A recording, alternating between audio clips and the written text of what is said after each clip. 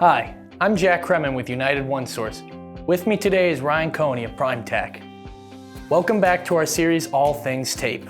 Today we will be focusing on how to use a tape gun to properly seal a carton. Right. While it is important to make sure you have chosen the right tape for the job, it is also important to know how to correctly apply the tape to your carton.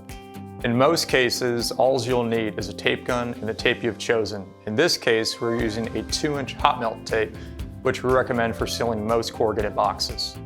To begin, push the roll of tape down on the tape wheel, making sure it is firmly in place on the wheel. Once the tape is firmly in place the tape between the roller and the metal gate. Pull about 5 to 6 inches off, making sure that the sticky side of the tape is facing down. If your tape is unraveling too quickly or not quick enough, you can change the tension of the gun by dialing this knob either right or left.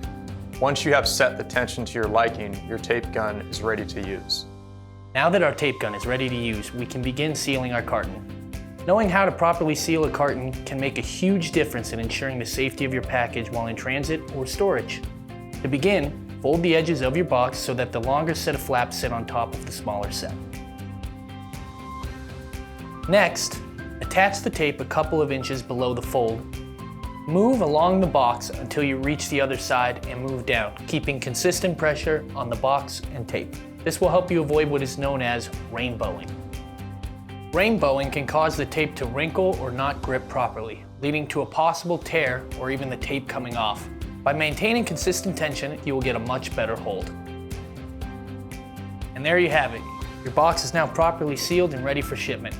We'd like to thank Ryan and our partners over at PrimeTech for joining us today in our segment of All Things Tape. If you have any questions or concerns, please feel free to comment below or reach out to our customer service department with the email and phone number provided. And don't forget to like and subscribe for more educational content. Thank you for choosing United One Source.